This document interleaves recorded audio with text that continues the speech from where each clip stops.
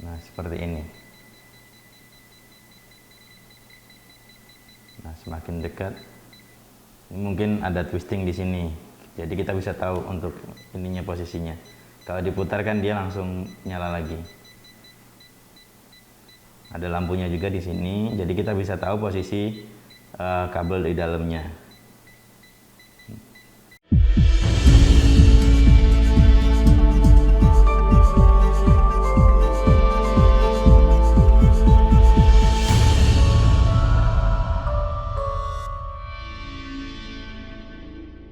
Assalamualaikum warahmatullahi wabarakatuh. Halo Sobat B semua, kembali lagi bersama saya Zainal Arifin, Technical Support dari PT Base Instrument Indonesia.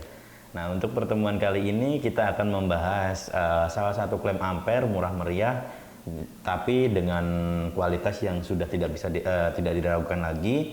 Untuk brandnya juga sudah terkenal untuk pasar-pasar Eropa, di mana di Eropa juga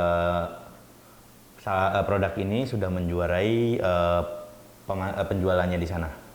Nah, untuk klem ampere yang akan kita bahas yaitu klem ampere tipe 2 UT202 Plus, di mana produk ini dikeluarkan dari brand Unity dari Cina. Nah, UT202 ini sebenarnya ada beberapa model, ada beberapa varian yang hampir sama. Dia mulai dari UT201 Plus sampai 202 Plus sama 202A Plus. Nah, untuk spesifikasi teknisnya, UT202 Plus ini sangat cukup sekali kalau digunakan untuk teknisi AC atau mungkin maintenance, karena UT202 Plus ini sendiri sudah sangat lengkap sekali untuk fitur-fiturnya. Yang pertama, untuk arusnya sendiri memang dia hanya untuk arus AC karena untuk maintenance ya. Nah, untuk arusnya ini sendiri dia sampai dengan 400 ampere, di mana dalam 400 ampere tersebut dibagi menjadi 4 range. Jadi apabila mendapat ampere yang kecil, kita tidak usah ganti-ganti klem ampere lagi. Nah, terus untuk frekuensinya dia bisa mengukur sampai 50 Hz sampai dengan 100 MHz. Terus untuk tegangan AC DC-nya dia bisa sampai dengan 600 volt, dimana kalau 600 volt sudah sangat cukup sekali untuk di Indonesia. Karena untuk Indonesia sendiri paling untuk 3 pas kita paling tinggi di 380. Nah, terus untuk resistansi atau untuk ohmnya dia sampai dengan 40 mega, jadi sudah sangat cukup sekali. Terus untuk kapasitasnya dia sampai dengan 4 mikrofarad, 4 mili sorry. 4 milifarad, jadi sudah lumayan tinggi sekali.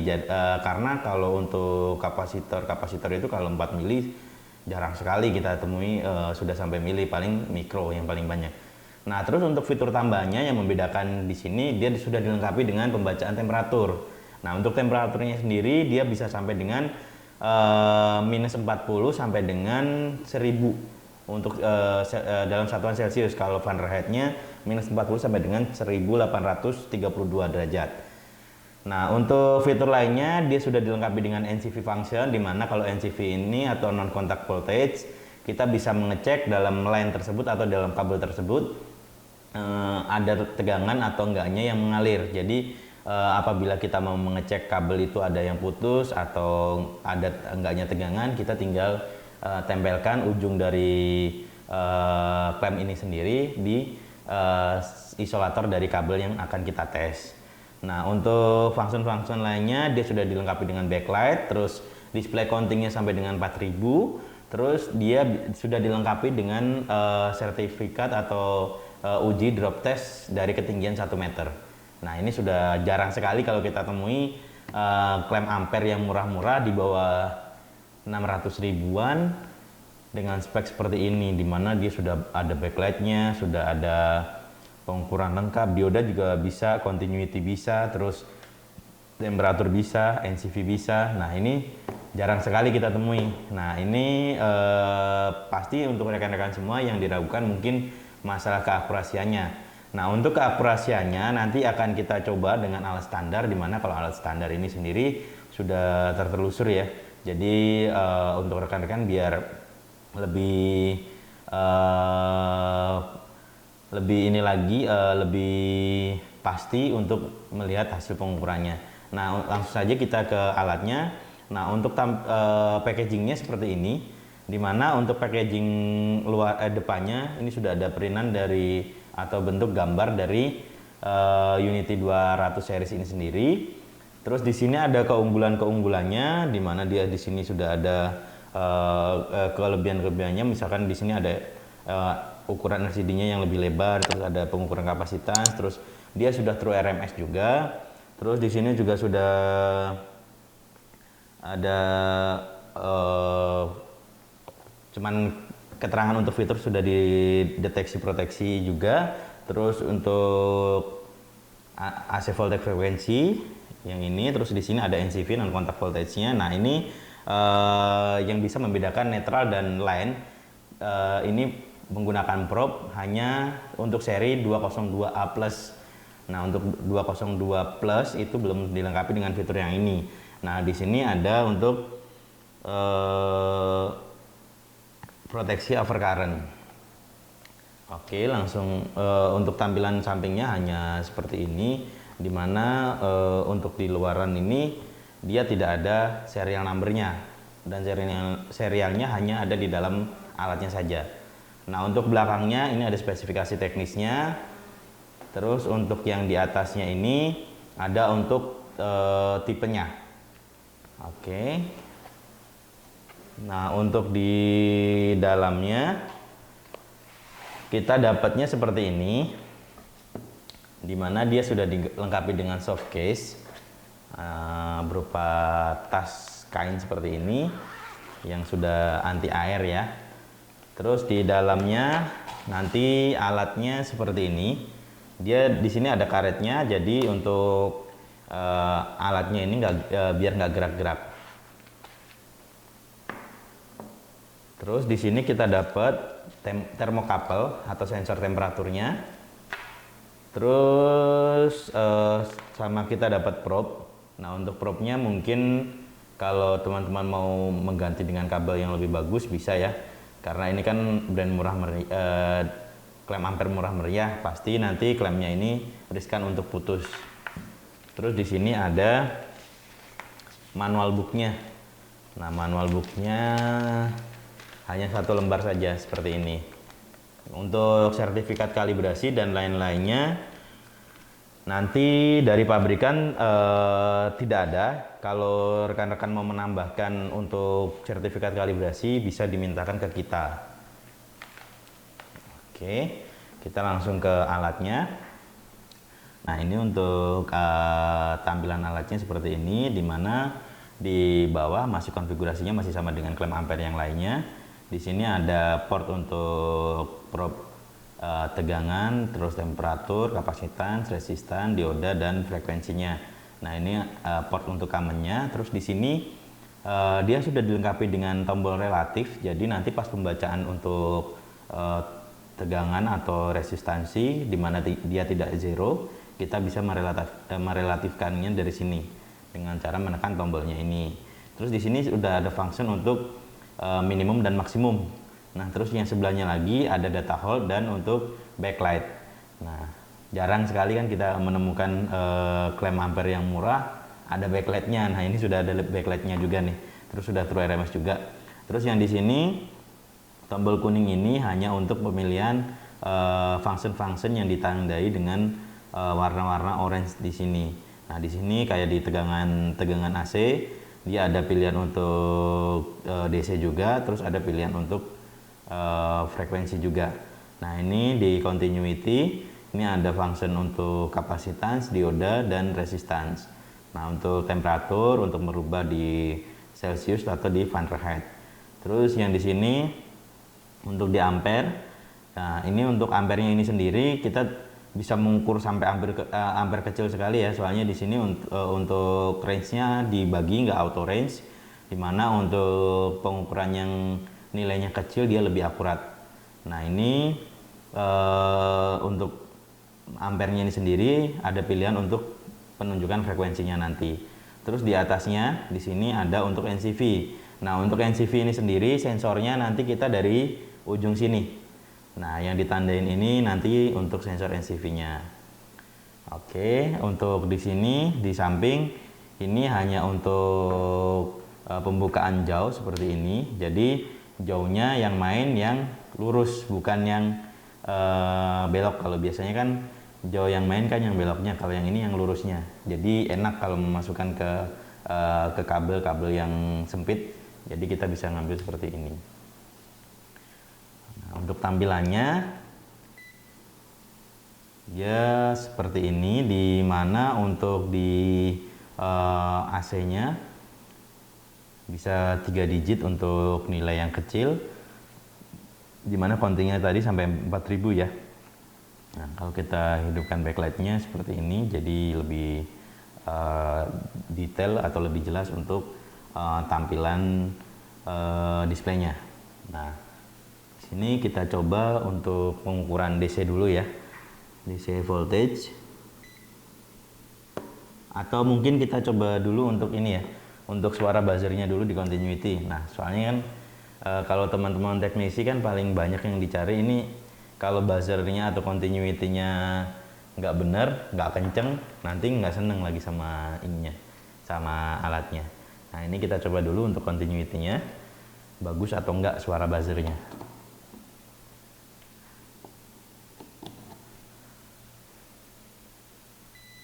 Nah, untuk buzzernya kenceng ya. Jadi kalau kita lagi ngetes koneksi dari kabel atau lagi tracking untuk jalur, enak nih digunakan buzzer continuity-nya. Oke. Terus kita coba untuk DC-nya. Nah, ini DC-nya kemarin kita coba yang untuk pakai power supply ini.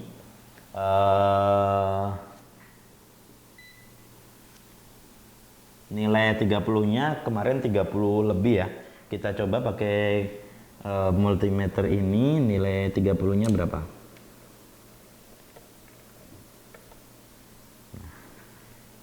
Ini 30,37. Lumayan bagus untuk akurasinya. Soalnya kan kemarin kita coba dengan multimeter yang lain juga hampir sama untuk nilainya.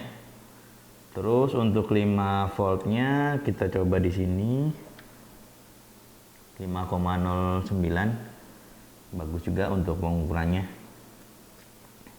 Terus gimana untuk AC-nya? Kalau kita AC menggunakan power line 220 dari PLN, kita tidak bisa jadikan jaminan ya, soalnya kan itu naik turun ya, tegangannya tergantung dari ininya juga. Mungkin untuk AC-nya nanti kita akan gunakan source standar atau alat standar, tapi di sini kita coba untuk NCV function-nya.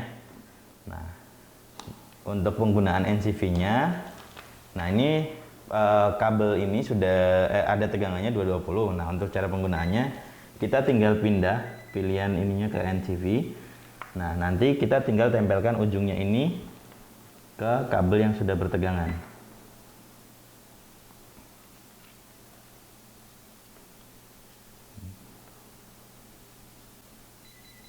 Nah, seperti ini. Nah, semakin dekat, ini mungkin ada twisting di sini. Jadi kita bisa tahu untuk ininya posisinya. Kalau diputar kan dia langsung nyala lagi. Ada lampunya juga di sini, jadi kita bisa tahu posisi kabel di dalamnya.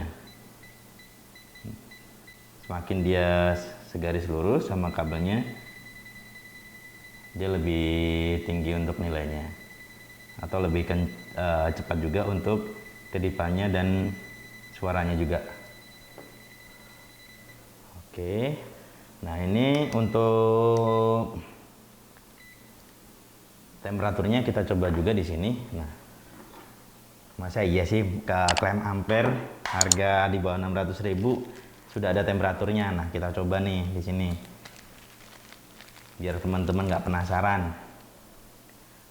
Soalnya kan klaim ini kan klaim murah banget ya hitungannya. Kalau di kelas klaim ampere kan 400 ampere biasanya udah lumayan harganya. Nah, kalau ini masih murah banget nih. Nah, untuk sensornya cuman ini masih menggunakan thermocouple ya. Ini saya coba. Nah, ini suhu manusia 36. Berarti benar dong untuk pengukurannya.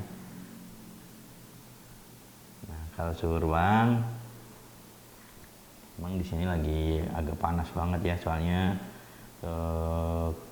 nggak ada hujan beberapa hari. Nah, ini coba suhu ruang di 33.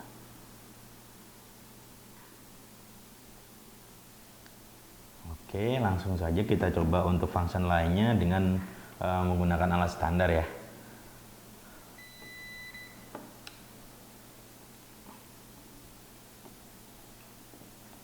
Oke, di sini kita sudah berada di lab yang pakai alat standar.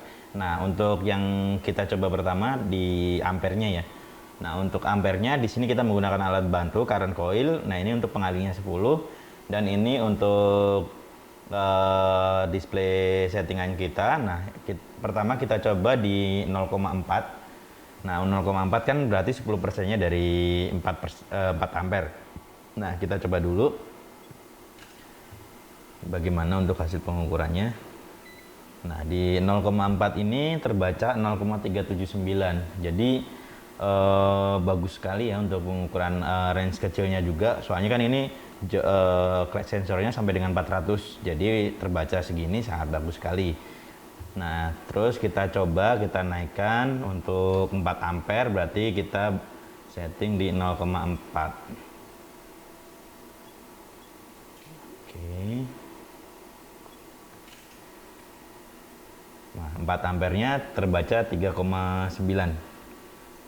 Bagus, kelas akurasinya bagus sekali untuk klem ampere standar ya. AC aja, kalau mungkin di brand-brand Jepang kita belum tentu dapat klem ampere dengan kualitas seperti ini yang fungsinya lebih banyak. Nah, terus kita coba untuk range di 40 ampernya. Nah, untuk 40 ampere kita coba di 4 ampere dulu.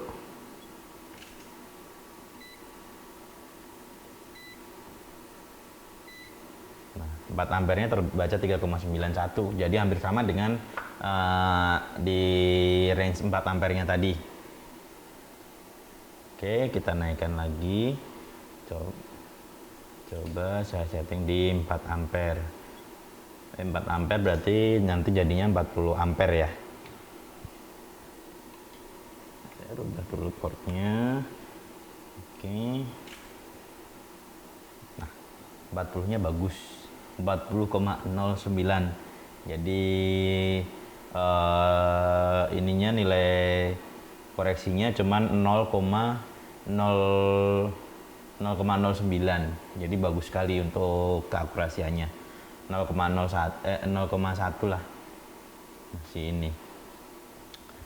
Oke, kita coba range yang paling tingginya, range 400. Nah, range 400 nih harusnya bagus ya. Soalnya kan ini merupakan range tertingginya dia. Biasanya ngejar atas mereka. Nah, ini untuk 40-nya.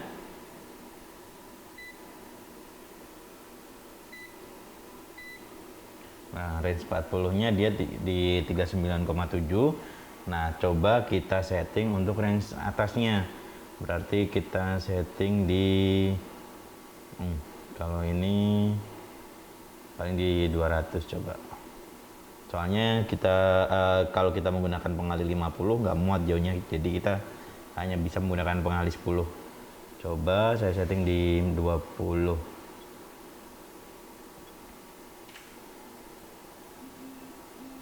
Nah, untuk 20-nya atau di 200-nya 200,7. Jadi lumayan bagus juga ya. Stabil untuk koreksinya. Jadi lebih enak untuk ininya pengukurannya nanti. Oke, sama satu lagi yang belum kita coba tadi tegangan. Nah, tegangan ini tegangan AC. Saya coba ambil kabel dulu.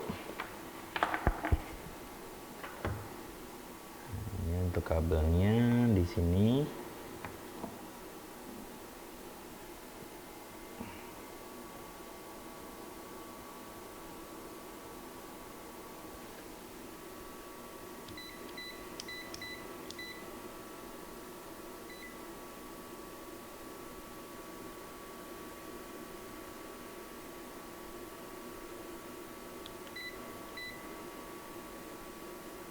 sudah AC.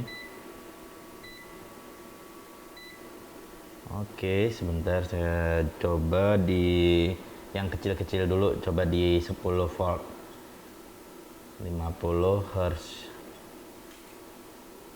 Oke. Nah, 10 voltnya bagus untuk pembacaan tegangan AC-nya di 10,02. Nah, ini coba saya naikkan di 220.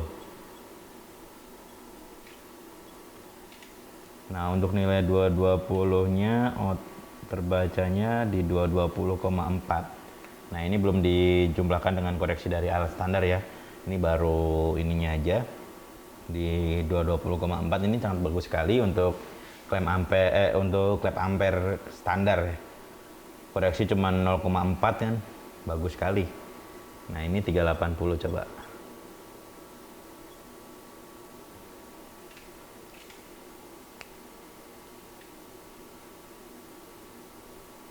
Nah, 380-nya pun sama 380,9. Lumayan bagus ya untuk alat ukur yang murah. Tapi kualitasnya nggak murah nih, bener. Kualitasnya bagus. Terus untuk ininya juga plastik yang digunakan juga bagus, nggak sembarangan murah-murah. Nah, ini coba saya ganti ke DC-nya. Nah, untuk DC-nya kan tadi kita masih hanya menggunakan power supply yang kita belum tahu outputannya berapa, yang dimana dia hanya di belakang koma cuma 1 digit. Nah, sekarang kita coba masukkan ke 12 volt. Sebentar. Nah, 12 volt aja dia di 12,04. Bagus sekali untuk pengukurannya. Terus saya coba di 24,09. Gimana kalau yang tingginya 100. 100,4.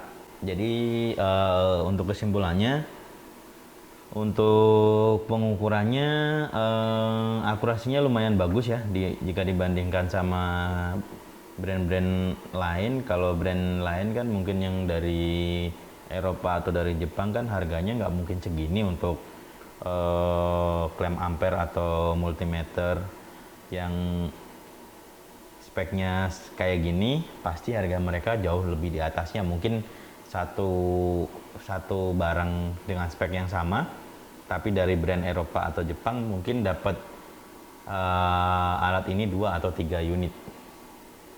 Ya, mungkin untuk pengetesannya cukup sekian. Jadi untuk kesimpulannya, penggunaan pengukurannya atau pembacaannya sudah sangat bagus ya. Oke,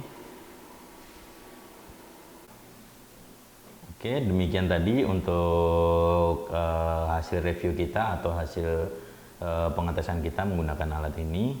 Untuk kesimpulannya, untuk kualitasnya lumayan bagus ya alatnya. Untuk jauhnya ini juga suspensinya nggak lembut-lembut banget. Jadi untuk sensornya ini atau untuk portnya bisa ketemu dengan port yang sebelahnya. Jadi ini nanti untuk menjamin kualitas pembacaan ya atau keakurasian. Nah, ini bagus sekali sih, kenceng. Terus untuk selektornya ini juga dia menggunakan plastik, tidak menggunakan karet. Kalau karet kan biasanya kalau lama kelamaan nanti akan bopak kan. Nah, ini enggak. Nah, untuk pembacaannya juga bagus. Untuk fitur-fitur lainnya juga bagus.